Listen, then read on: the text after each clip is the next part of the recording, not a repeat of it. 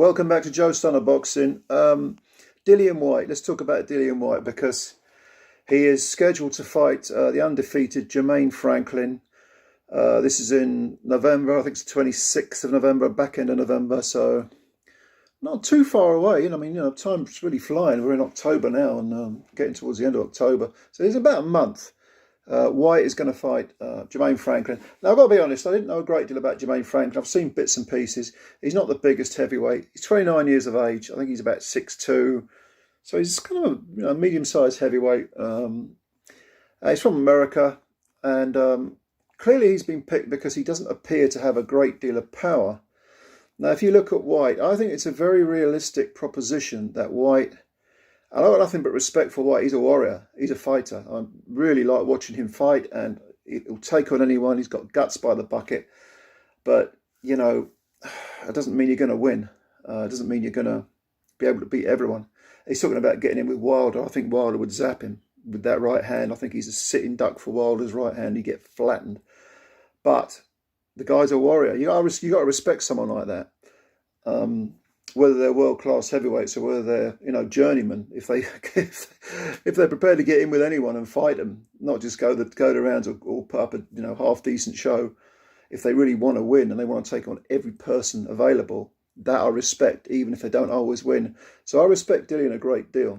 But he does have 3 defeats on his record, all knockouts and all by uppercuts, and 2 of them came in his last 3 fights, of course. He got flattened by Povetkin in the 5th round. They had a rematch. He scored a 4th round TKO. He was winning the first fight by a mile, and then Povetkin nailed him with 1 punch, which is not a good sign, never a good sign.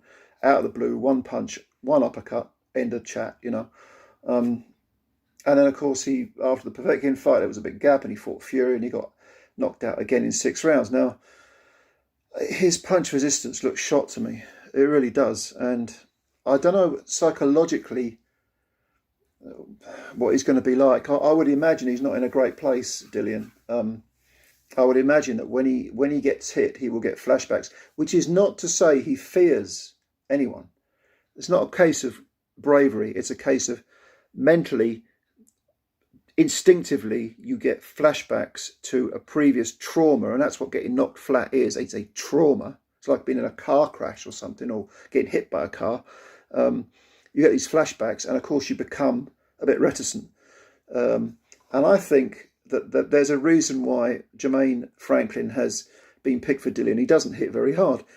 Now, if you look at Franklin's record, I'm saying he doesn't hit hard. So what am I basing that on? Well,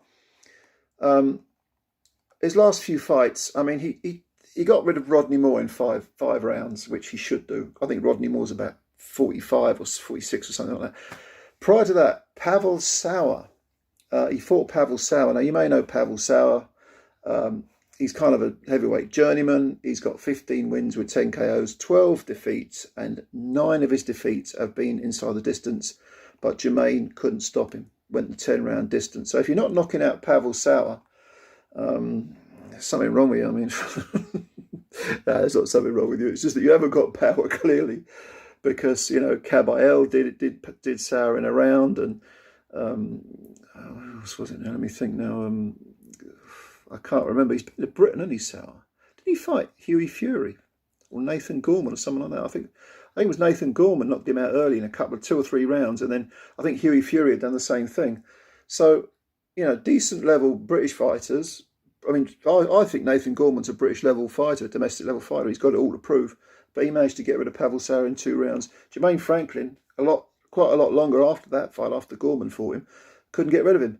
Now, it could be a case of, lack of motivation, but if you look at his other wins, he fought Rydell Booker. Now, Rydell Booker's an interesting character because he fought James Toney and lost a unanimous decision in 2004. And then he went to prison for, I think it was like 12 years or something, 15 years. It was a long sentence.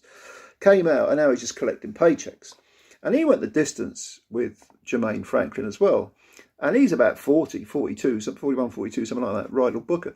So we're talking about a guy with Franklin who, not the biggest heavyweight, 6'2", so Dillian will be taller, probably rangier. And you would think that Dillian would be able to dominate this guy, even if he doesn't knock him out. The advantage is that Jermaine Franklin is undefeated and ambitious. He does have ambition.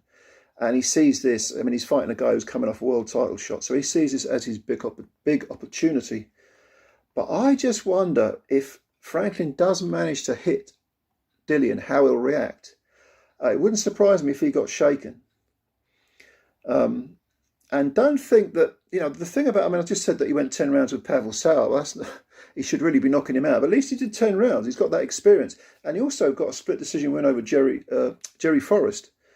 That's another 10 rounds. And the Booker fight was 10 rounds. So he's used to doing the rounds, Jermaine Franklin. And this is his opportunity to prove that he's more than just a pretender. He's a contender, real contender. And if he does beat Whyte, and he is the underdog, of course, this is going to be at Wembley Arena, by the way, this fight, like I say, the back end of November. If he does beat him, suddenly he's announced himself on the world stage. So I wouldn't rule out Jermaine Franklin. If he's got a good chin, if his chin holds up, okay, I mean, Dillian, even if his chin has gone, he's still got that big left hook, that sort of trigger left hook. If he lands that on Jermaine, I think, and Jermaine takes it, I think this could be a competitive fight, because I'm really not sure about Dillian, his punch resistance. I think he's there. I mean, he's 35 now. He's going to be taller than Jermaine by a couple of inches. I think he's 6'4" and a bit, Dillian. And he's been a warrior, I mean, if you look back at his first defeat against Joshua, he was shipping a lot of punishment and soaking it up.